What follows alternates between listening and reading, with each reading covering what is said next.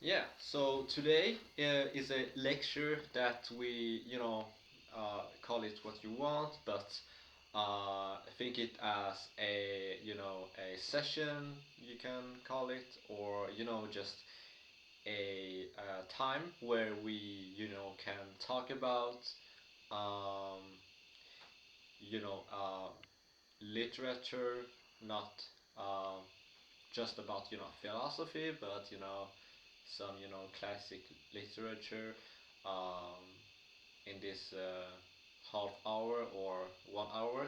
We will see how much we will get into it.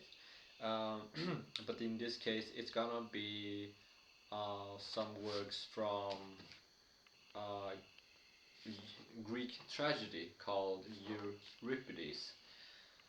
And here's the Chicago Press version. Like this is a Chicago Press version, and like we will be reading about. Like first of all, how many of you have read um, Greek tragedy? Or yeah, I mean some of you would say um, nothing, and some, and others would say a few.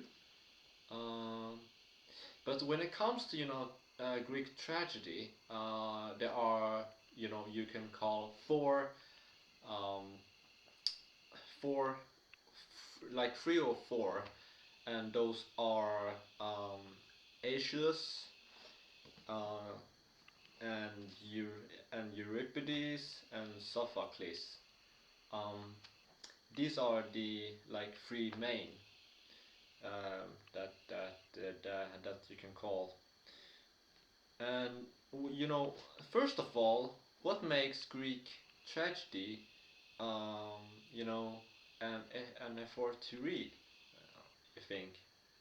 I mean, when you go into the library and you see like, oh, a Greek tragedy. Oh, I'm not sure about reading some Greek tragedy, but why are there there for us to grab? You can say. Just to plug up my. Just wait a minute. I'm just going to plug up my.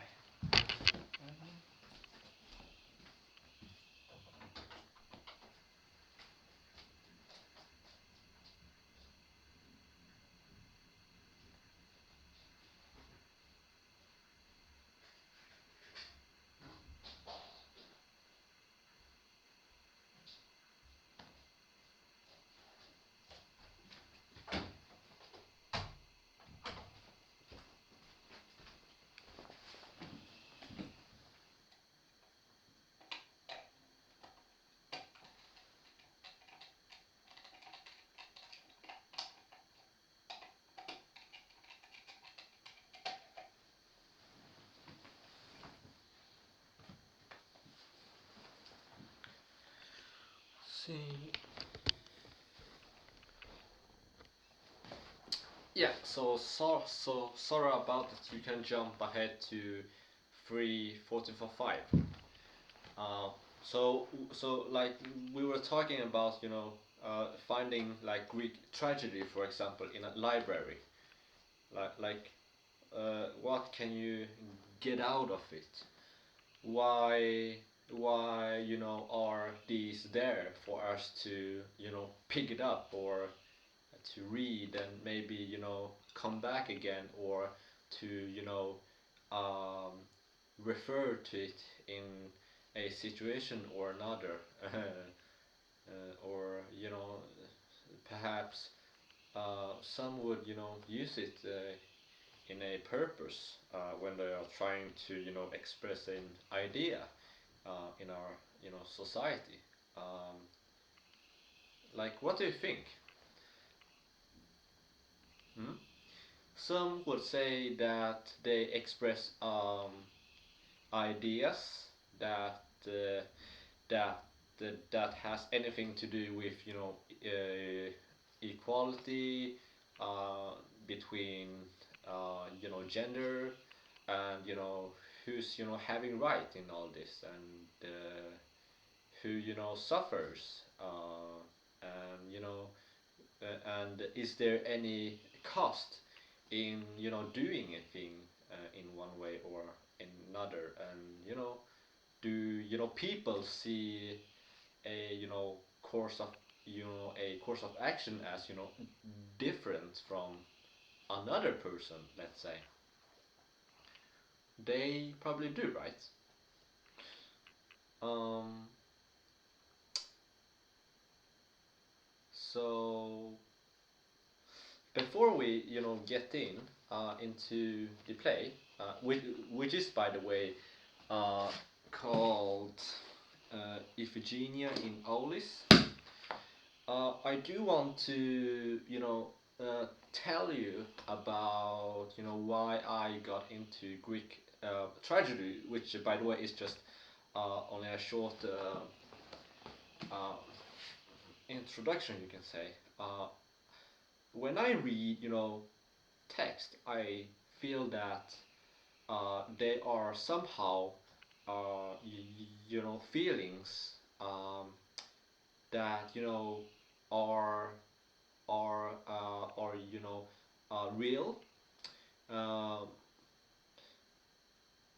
not not real in a sense that it is historically real, that it has happened, but real in a way that anybody can relate to or understand, and to and perhaps to like rethink about what is it that you're doing, and who's at whose cost, or who's going to um, you know be also be affected of it.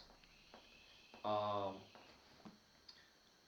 yeah, but there are other stuff that I feel that I get something out of it. For example, let's say that there are new ideas that has to do with culture, how men were seen at that time, pick up sword, be at battlefield, and perhaps to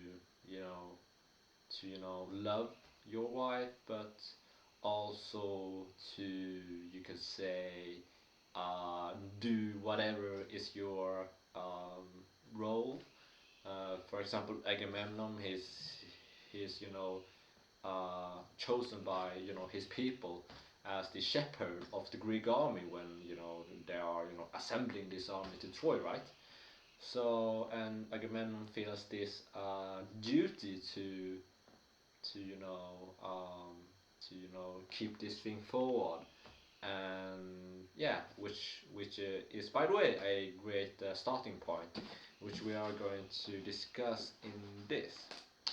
So, um, if Iphigenia is really interesting. Why? Because um, there are themes like perspectives in it. What can we expect? When we do our duty as Agamemnon. People can call him the shepherd of the people, or commander of the army, or as Homer puts it, the supreme leader. Um, but in this place, so let's by the way tell you about the story about it. So Agamemnon. So the story starts that Agamemnon is um, hearing a prophecy, um, and which says that in order to for him to all those ships to you know to bring him fortune, to bring his ship to Troy. um, um, Phrygia, I think, is another word for it. He needs to sacrifice, and he needs to sacrifice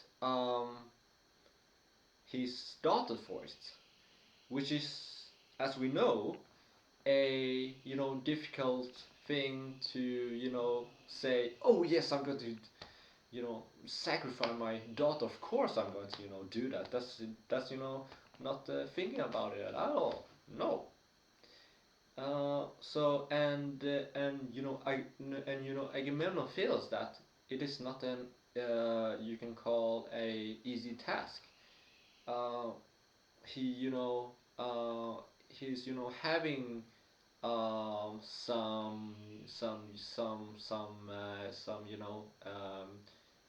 anger when he's told about it, uh, and when Menelaus, by the way, which is, as uh, the you can call him as the the main character, because it is his wife that is being taken away to Troy, uh, which is the start core cause of the war. So Menelaus comes to him and says that you know this friendship that we are having is based upon you doing a friend, and not just a friend. You can think about some things you can do, and some things you can say no. I'm not going to do this for you. uh, Friendship for Menelaus is based upon if you want to be my friend, uh, um, you need to be a friend to the end, which means that um, as we know, Agamemnon is promised to take this army, and not only to take this army, but to get to Troy, and do what he says in the beginning. If I can find, let's see here. It's gonna take a while, so um,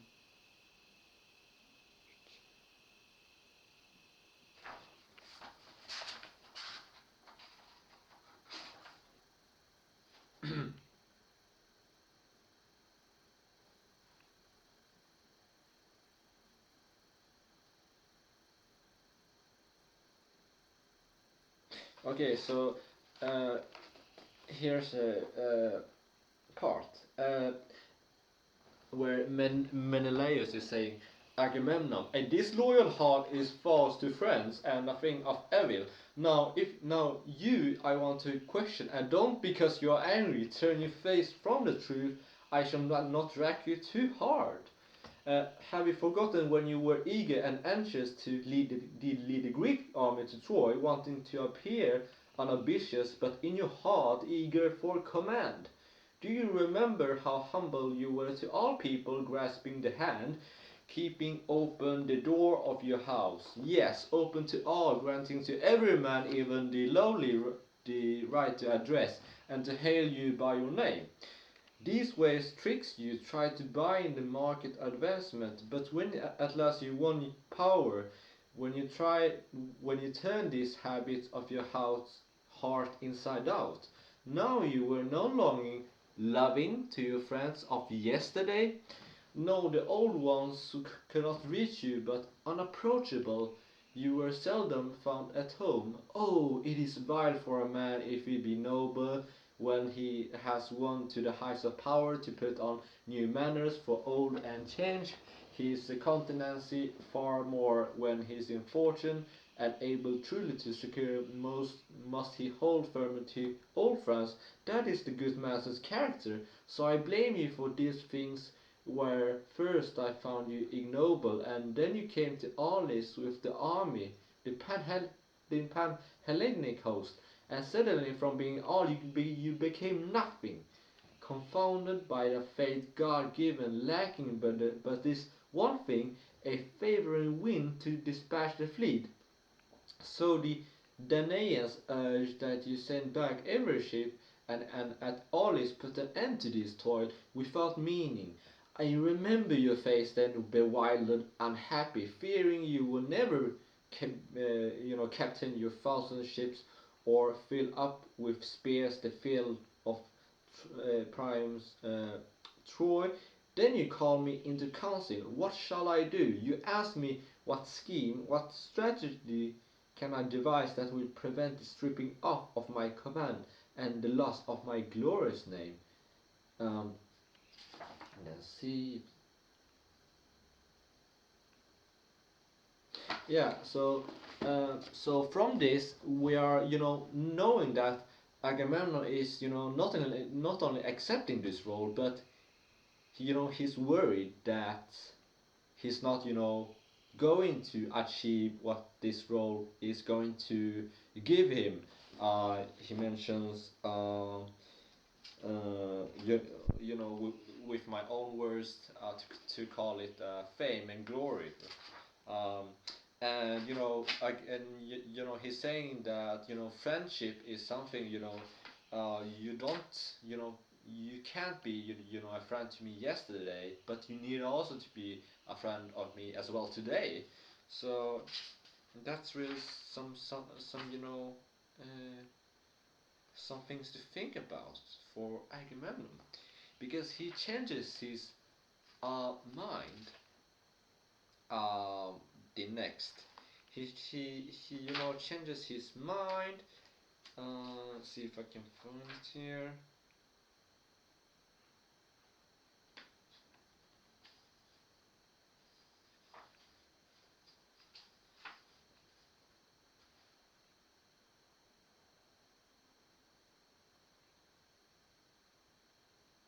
Yeah, so he's a child. He's changing his mind and saying that.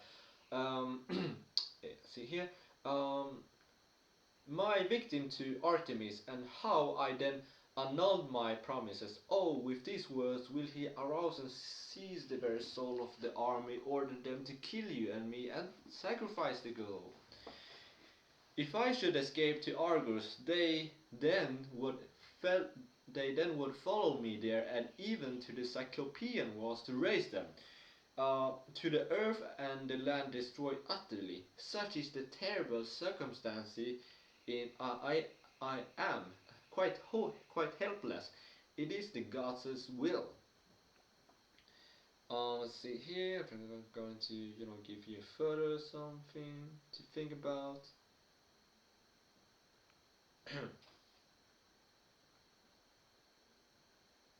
Okay, so do this one thing for me, Menelaus. Go to the army, take all the precaution that Clytemnestra, by the way, is the daughter's mother, or Agamemnon's wife, that is clearly opposed to it.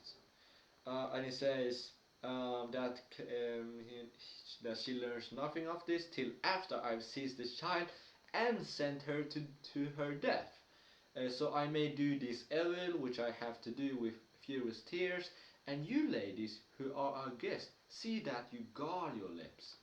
So and by the way, Agamemnon is sending a messenger to giving and basically saying, oh, please send with my own words, please send the daughter to where I am, and why? Because I'm letting her to marry to a hero called Achilles. And you might ask, what, what, and Agamemnon is lying, or making this up to make her wife agree upon this, and so as to just send the daughter to him. Um,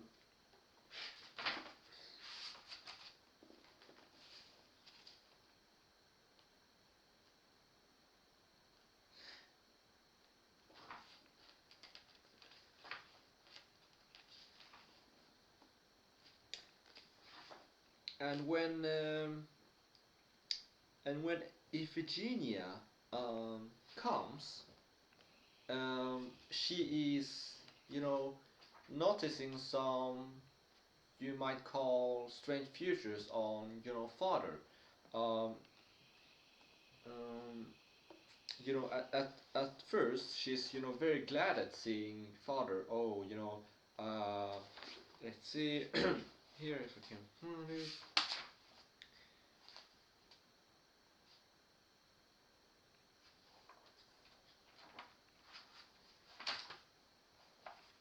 Yeah, so with my own words, she's saying, "Oh, father, we haven't met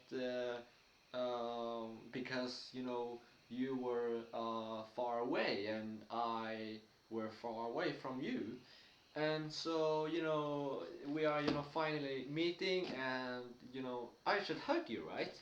And you should be glad at seeing me as well, and perhaps we can stay together a while till I get married and sent away. And Agamemnon is he's having his plan to him.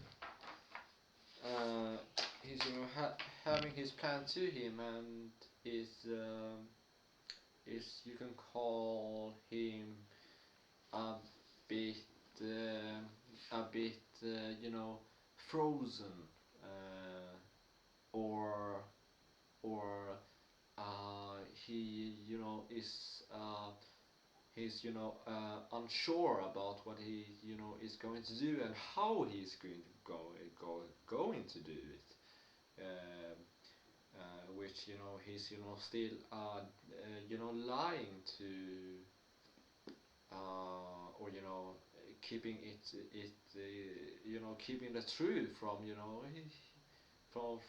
them all, the mother, the daughter, and also to a little baby, which we by the way might not bring up as much. um, and but if a genius, the daughter is noticing, you know, some futures, as I said, and but eventually she doesn't uh, uh, give a thought to it. but then, but then the mother discovers, um, discovers some about it, and the mother knew from the start that something are wrong, but as long as she doesn't know about it, she can't just go up, scream about it, or but till she enters what I call a tent, and there stays an old messenger. By the way, is loyal to loyal to the family in general, but you can call most loyal uh, to mother Clytemnestra. And my mother has been getting this old man as you might call gift from his father, when Clytemnestra and Agamemnon, when they married. So father said to her that, oh, I need to send some dowry with you. Why don't I send this old man? So ever since, this old man become one of the most loyal, even though Agamemnon took the old man away with him. on with him on this trip, or this or this war. So when he sees the mother, he remembers that, oh, and he says, oh, I am though loyal to, if I remember something like this, I am loyal to Agamemnon, but only a portion of him. But I am still most loyal to you. And because of that, the mother seems to want to know more about it. She, other words ask, is there something you're hiding from me? And he answers yes, and it basically tells her about this killing of his daughter, and Clytemnestra gets struck, and for a moment she can't believe in what his father is doing. And here, when we come to a theme, you can call it, which is reason. Um, Menelaus gets Agamemnon to accept that uh, d- there is a reason that Agamemnon needs to the leader of this war needs to accept, and that is to carry on the war. This is to carry on the war, and to do that you need to sacrifice your daughter, and if you don't do that, you are not being, as I earlier mentioned, a friend, or you are not, doing your or fulfilling your role, and you are, betraying yourself um, from what you have said and stood about earlier on. And if you are to change your mind and saying, oh, I'm not going to sacrifice the daughter in order to get make this travel to Troy, you know working, we might use, this is this is unbelievable, although he doesn't use that word. This is unbelievable, and I cannot think about it, and you need to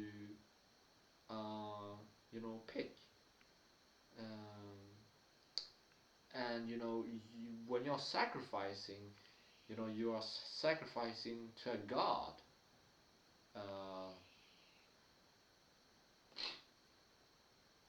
so there's some good things to think about, right? um, but when Clytemnestra thinks about it, she if I can find it.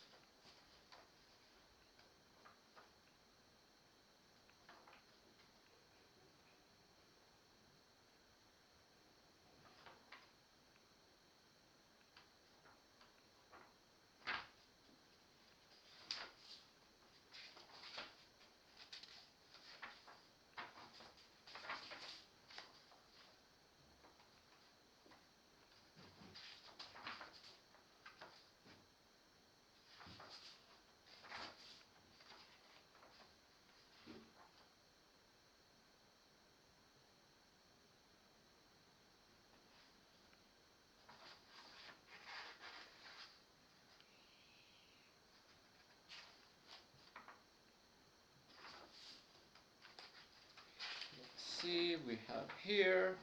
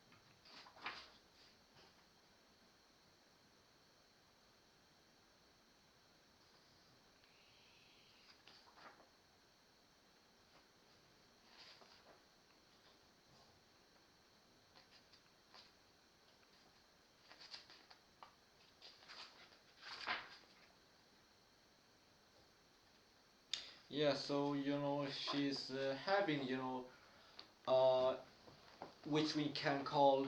Uh, by the way, you can skip to 3048. Um, so um, by the way, so she's having this reason and saying, see here, um, he's bringing up Helen, and why? Because you are coming in had gladness, and you are going out joy.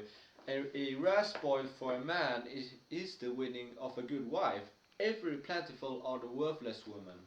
And so I bore you this son and 3 daughters. Now one of these you will tear from me. If any man should ask you why do you kill your daughter? What answer will you make, or must your words come from my mouth? I kill her. You must answer that Menelaus may win Helen back, and so our child in her beauty. You pay as price for woman of evil, Helen. So you buy with our best beloved creature, most loved and hated. Uh, so he's bringing, or she's bringing in Helen, which by the way she sees as a creature of evil, that we need not to give ourselves into. Um, that if we are killing this daughter, we are giving in ourselves for her, her the evil. Um, and it is unreasonable. By the way, she doesn't use the word till then, but we can sort of think about that it is unreasonable to do that from her perspective. um,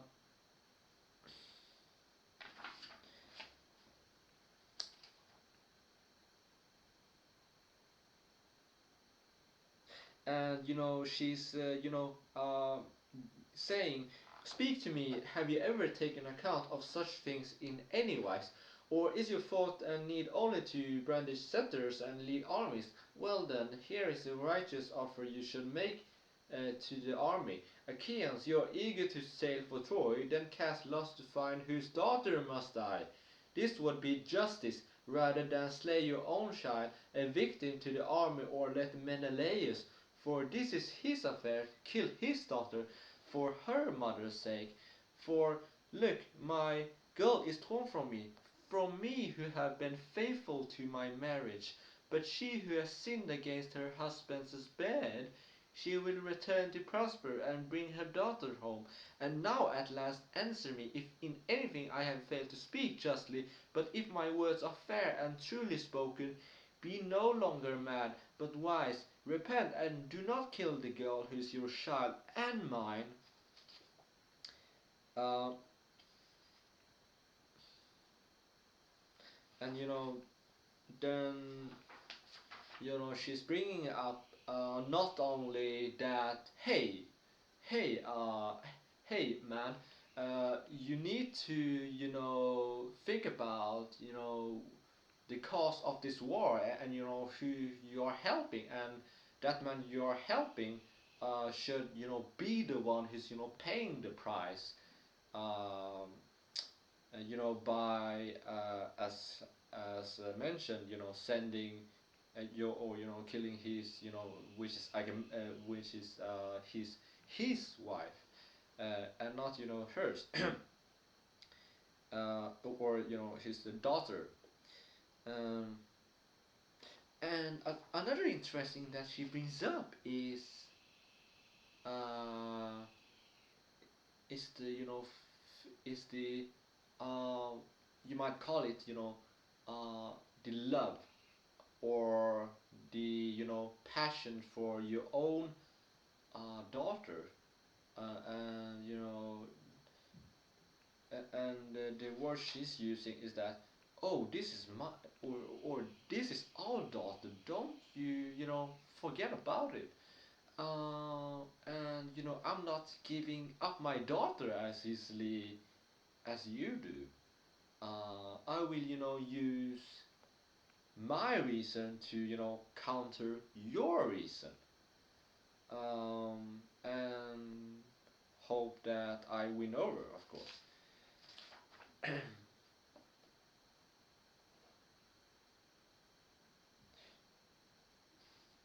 see here.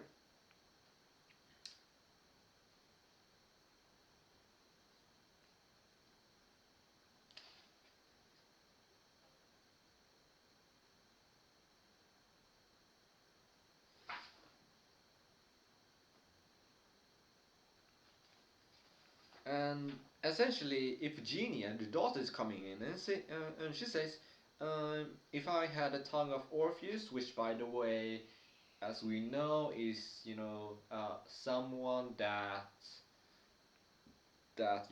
plays instrument, so well. So uh, Iphigenia says that she can move stones.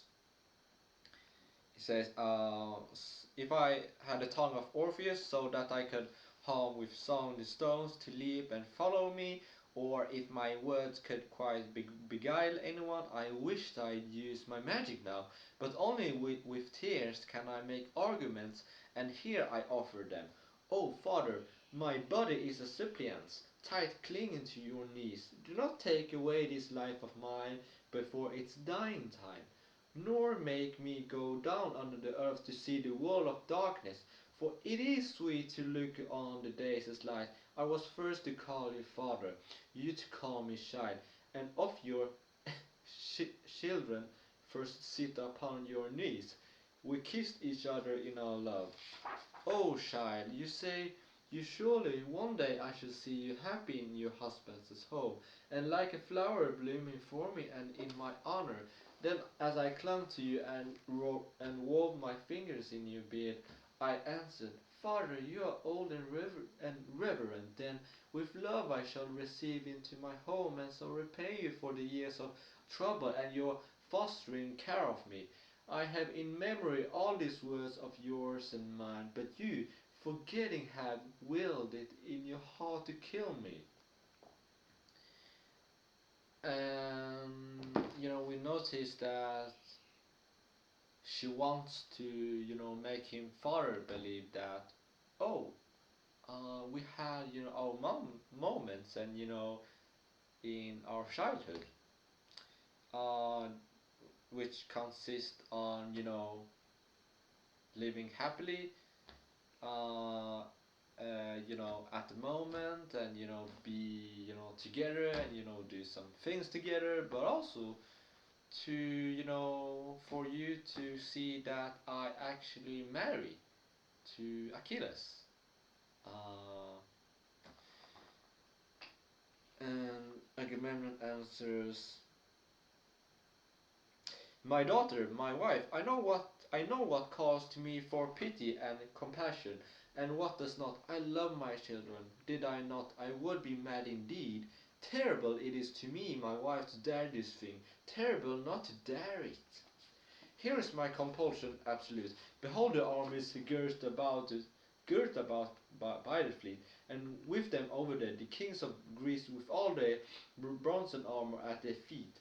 None of them can sail to Ilium's towers, nor sack famous bastion of Troy, until, as the prophet Calchas has decreed, I make you the victim of this sacrifice.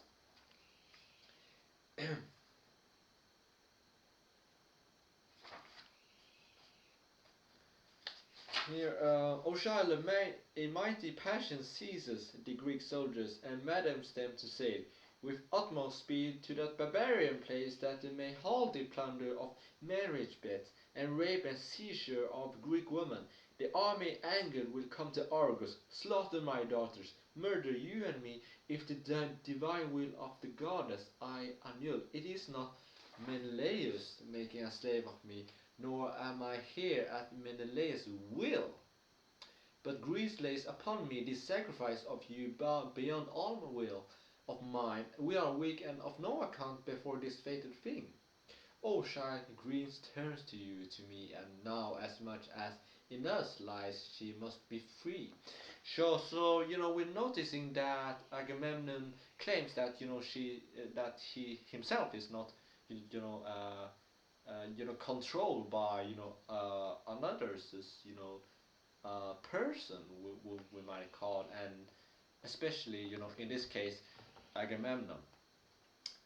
She he's is so into this reason that he believes, and and we notice that he seems to put uh, you know Greece, she, um, above, you can call his daughter.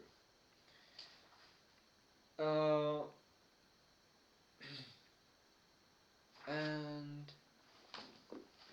and then eventually, um,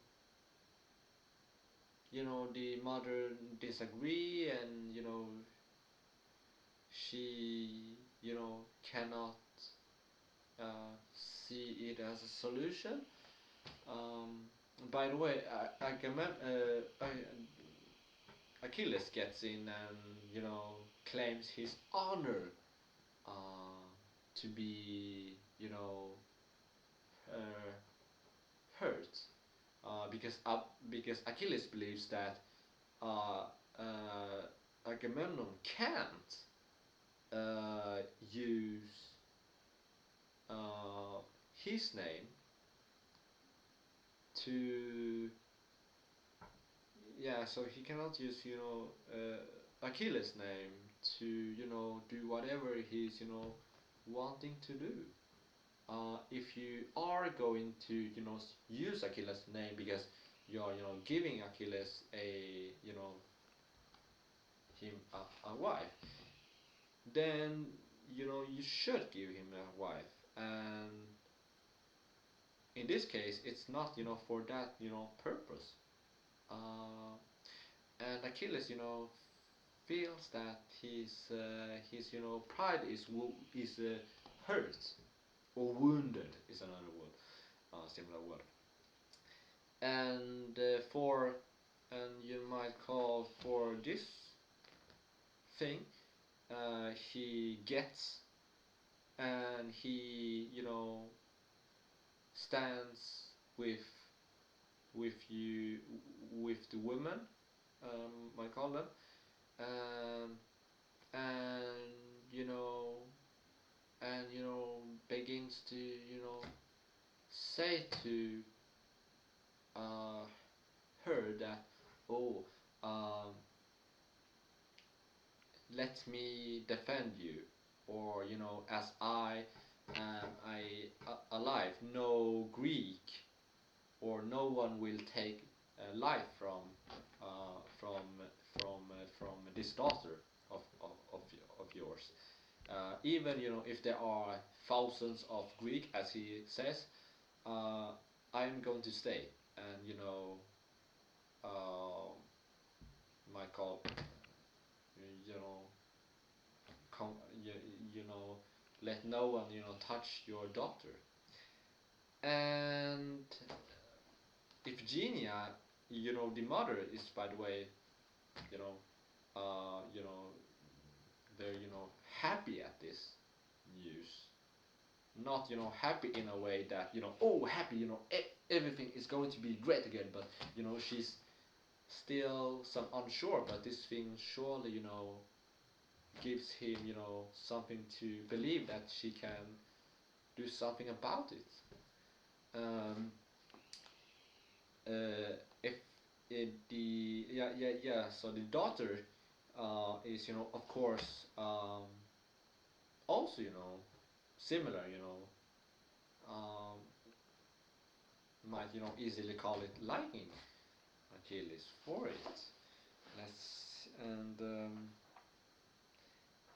and essentially Iphigenia says something that makes Achilles um, respect her.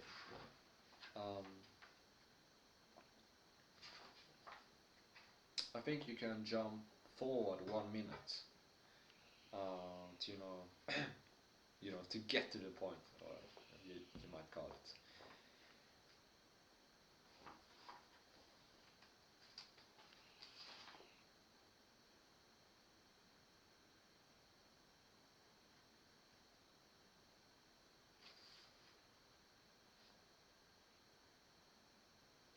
Okay, so Iphigenia, says because now, Achilles, is you might call sure, she or too eager. He's defending these women's, and she's he's bringing up the armor, as sort of you can imagine, that he's serious about it. He says, a daughter says, in this case, mother, now listen to me, my words. I see your soul in anger against your husband. This is a foolish and an evil rage.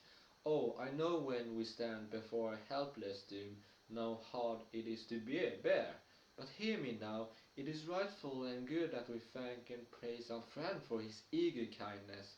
But you must be careful and see that he is not blamed by the army. Such a thing would win us nothing but would bring him utter ruin. And now hear me, mother, what thing has seized me, and I have conceived in my heart. I shall die, I'm resolved, and having fixed my mind, I want to die well and gloriously, putting away from me whatever is weak and ignoble. Come close to me, mother, follow my words. Tell me if I speak well. All Greece turns her eyes to me only a great Greece in her might, for through me is the sailing of the fleet, through me the sack and overthrow of Troy. Because of me, never more will barbarians wrong and ravish Greek women, drag them from happiness and their homes in Hellas, which is Greece, by the way.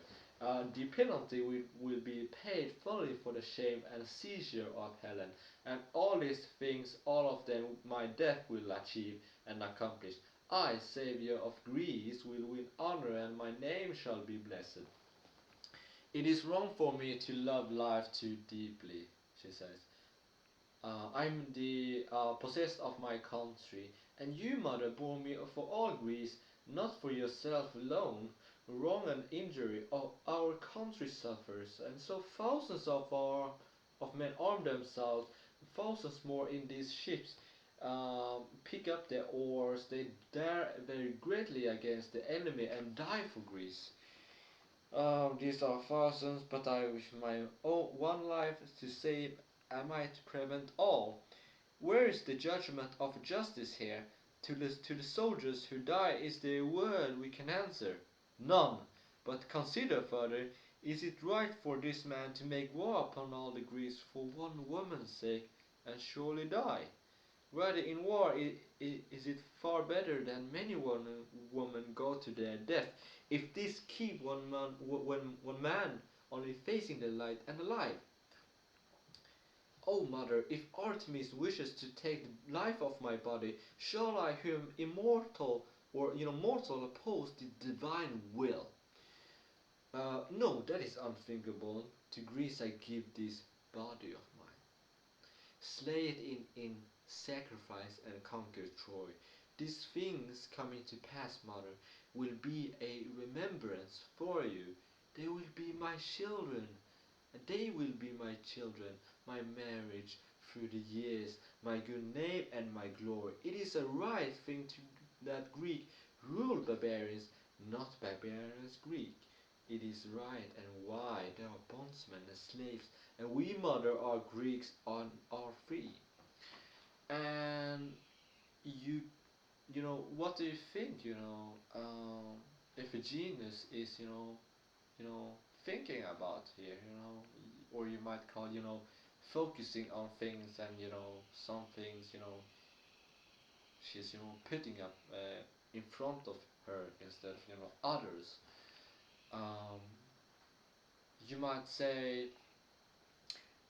you might say, um, in order for Greece or for um, people, and but uh, in order to that you, my mother, shouldn't you might say quarrel with my father, because I don't want that.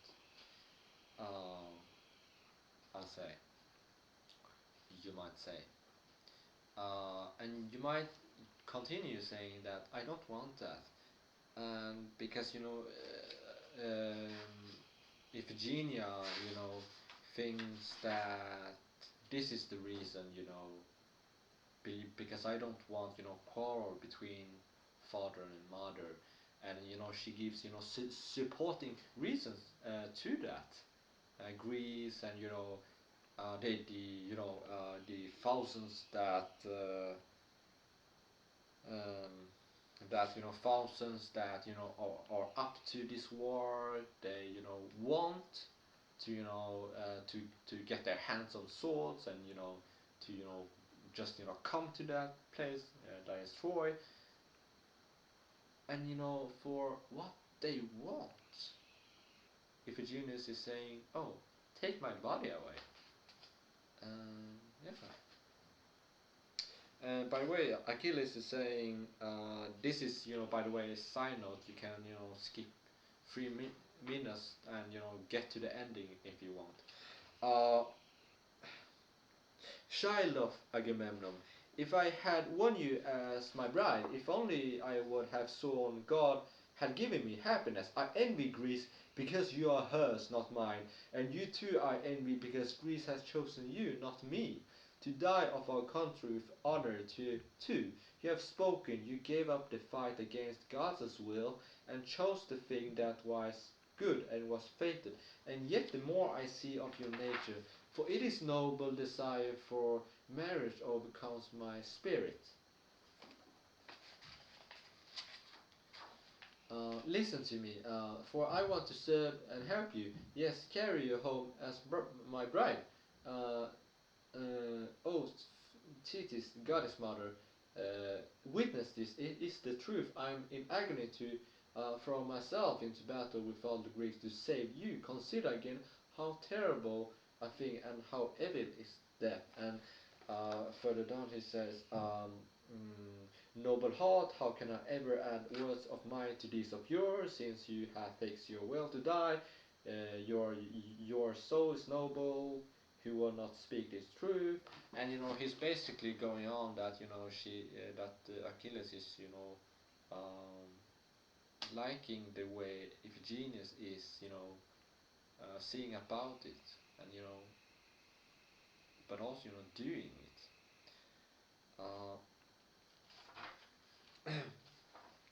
But in the end, Iphigenia does go out from this tent and go into the altar to be sacrificed. Um, but she doesn't get sacrificed as you might as they mentioned, cutting her throat, or to controlling where the man is going to hit with his axe. I think the text you uses about, but a god, or something that happens which takes Iphigenia to away from the scene, uh, and they think that she's going to that she is already in heaven, another place that is not deserved. Um, and just a quick side note. This is in itself a very interesting thing to talk about, because why is why is the offer not letting they to commit this thing to her, because because author might believe that, oh, things shouldn't get to action and be done. There might need to be some some uh, opposition about it. In this case, it's the divine power, or the divine that is happening, and to make us readers, or to think about. And you know even as we got our reasons, we can't you know make everything go as we think. uh, but yeah, so but, so just to end this, or to give you some thought to think about. This is so we might notice that, oh, Agamemnon is having his to say, and um, daughter his own, but eventually gives him herself in, and the mother is finding reason why, you might ask, uh, because because uh, because I guess that a mother loves children, not for anything's sake, but for its own sake. um, and mother are not easily to give what is her, in this case daughter, as easily. And it means a much deal to her, or if you might, or if you will, it's almost a part of her. Which, by the way, later thinkers would probably use this as as an argument. Why women, or is it that women you know care for you know for daughters, or children in general, more than a man does? Or does a woman therefore suffers, or be affected in a way or another more, if it something changes or happens to the daughter? So yeah, anyone that have something to say, think about, maybe?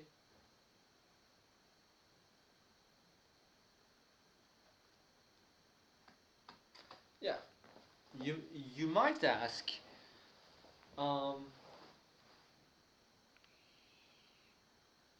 you might ask, uh, y- what is the culture in this? Why, when is the setting for? It is setting for, um, if you go read in Homer's Iliad, you get to know more about it. Um, so you might also ask, um, how do I get my hands on some Greek tragedy? I mean, see what you like, and you don't need to read this, uh, but if you want to read tragedy, I say just get your hands on some tragedy. And as I mentioned, it's Aeschylus, Euripides, and Sophocles. Um, just say, you might hear, some early in this video says that have read some Sophocles. Why not begin there, and gradually began to get to other works, or see what you interest takes to. As long as you read some tragedy, um, which can be some thought provoking, um, and you know um, yeah. Oh, you might ask, what this has to do with how we feel, how we, decide if we are going to, follow reason, or our, role, whatever is it that we're having. Um, yeah, uh, I mean, I would say, in modern days, we might think that, oh, you are at work all the day. We have a baby. Oh, you should, devote some time to your baby, and you shouldn't be, inside. Oh, I'm going to work. Not only to earn, money, because that's understandable, but work more than you perhaps need. Or I mean, it is good to work for extra, but for extra, I would say, yeah, there's something to think about in this particular uh, point in life, you could say. Um, hmm. Huh. Yeah.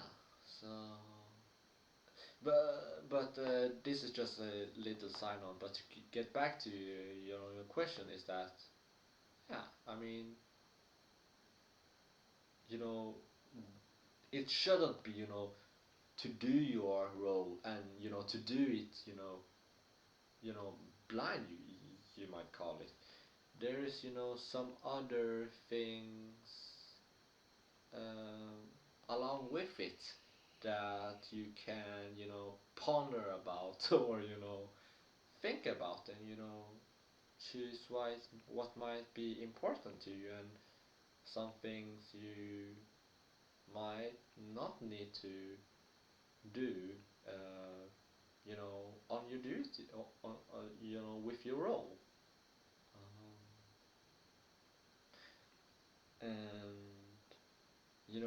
And you know maybe, speak to yourself. Oh, what is it that you are, giving up? uh, in cases you might know, but you know certainly if you read this, you might have, another, you might value the other things along it more than you thought, you can say. Yeah. But yeah, thanks for being here, and let me know if you have something more about it. But I'll just end this session.